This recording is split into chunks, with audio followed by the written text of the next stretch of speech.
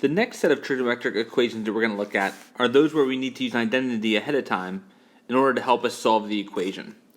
One such example is if we look at this equation here, 2 cosine squared x plus 3 sine x equals to 0. One of the things that makes this equation a little bit intriguing is, first of all, we do have a trig function raised to the second power, so it looks like it might be one of those trigonometric equations that we just saw a moment ago. But the thing that makes it different, though, is that we have a cosine squared term, but yet we have a sine of x to the first power term. We can remedy the situation if we go ahead and use one of our Pythagorean identities. For example, we know that sine squared x plus cosine squared x is equal to 1. I can take this equation and solve it for cosine squared of x to find that cosine squared of x would be equal to 1 minus sine squared of x. And if I do that, then what we'll end up with is a trigonometric equation that only involves the function sine of x, albeit to the second power, and then we can solve it using the previous methods. Okay. Let's actually go ahead and work on one that's very similar. In example 7, we want to find all solutions to the equation 2 cosine squared x plus 3 sine of x is equal to 0 over the interval 0 to 2 pi. So we look at it, we say, okay, it's a trig function to a second power. So we think, okay, maybe it's going to be one of those trigonometric quadratic equations, and eventually it will be. But notice that we kind of have a mixture of terms here. We have a cosine to a second power, but we have a sine to the first power. Let's go ahead and exploit that Pythagorean identity. Remember that we have sine squared theta plus cosine squared theta equals to 1. If I subtract sine squared from both sides, this would tell us that the sine squared of theta would be equal to 1 minus sine squared theta. And in this case, we're going to use the variable x, so we would get that cosine squared x is equal to 1 minus sine squared x. So let's go back to our equation here. Everywhere I see the cosine squared of x, we can go ahead and replace that with 1 minus sine squared x. And once we do that replacement, we now have an equation that only involves the trig function sine of x. Let's kind of put this in standard form. We're going to distribute the 2. We get 2 minus 2 sine squared x plus 3 sine of x is equal to 0. To write it in standard form, let's put the highest power term first. We have 2 sine squared x plus 3 sine x plus 2 equals 0. And then I'm going to do one more thing. In order to handle this, I want to factor it. It's always easier to factor, typically if the leading coefficient is 1. So let me multiply both sides of this equation by negative 1. That's just kind of going to go ahead and switch all of the signs. We get 2 sine squared x minus 3 sine x minus 2 equals to 0.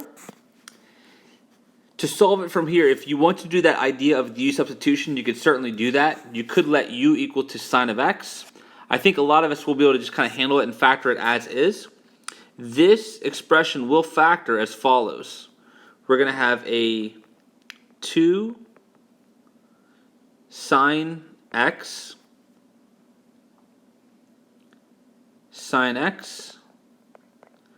Factors of 2 are going to be a 2 and a 1, and the signs have to be a negative and a positive.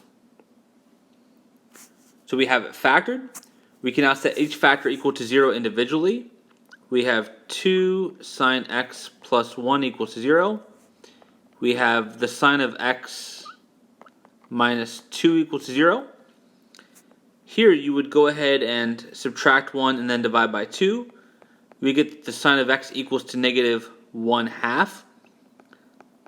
I believe we've already solved this one earlier, but the sign is going to be negative in quadrants 3 and quadrant 4.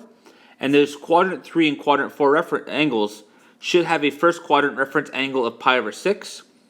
So the solutions are going to be 7 pi over 6 and 11 pi over 6.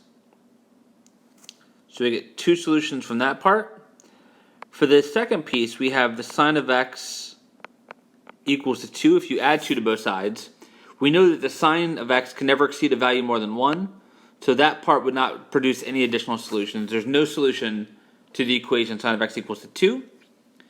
So altogether, this is what we get. The two solutions are going to be x equals 7 pi over 6 and x equals 11 pi over 6.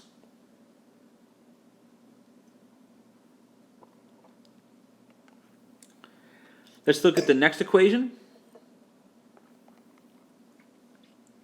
Again, we want to solve this over the interval 0 to 2 pi.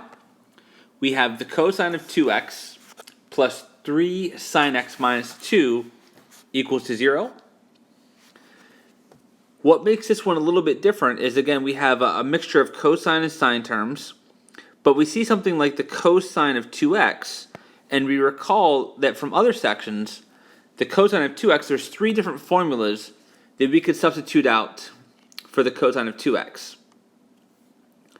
One of them would be cosine squared x minus sine squared x, or we could use 2 cosine squared x minus 1, or we could use 1 minus 2 sine squared x. In terms of which one would work the best, let's choose the one that only involves sine, because our other terms that are in this trig function involve sine. So we're going to use the identity that the cosine of 2x is equal to 1 minus 2 sine squared x. And now this will produce a trigonometric equation in the variable sine of x. We want to go ahead and rewrite this in standard form. We get negative 2 sine squared x plus 3 sine x. And then combining the constant terms, this positive 1 and this negative 2 will combine to give us a negative 1. We're again going to factor this, but let's multiply everything by negative 1 so that our leading term is positive. We get 2 sine squared x minus 3 sine x plus 1 equals to 0. This will now factor as 2 sine x sine x. Factors of 1 have to be a 1 and a 1. And if the last term is positive and the middle term is negative, then that means that these both have to be negatives. We now set each factor equal to 0 individually. So 2 sine x minus 1 equals to 0. Sine x minus 1 equals to 0. This one will produce the sine of x equals to, add 1 and divide by 2. We get that the sine of x is equal to a half. Sine is positive in quadrants 1 and 2. The sine is a half at pi over 6. And in quadrant 2, it's going to be 5 pi over 6. Over here, we add 1 to both sides. We get that the sine of x is equal to 1. And that's our quadrantal angle x equals pi over 2.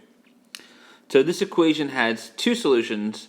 They are pi over 6, 5 pi over 6, and pi over 2.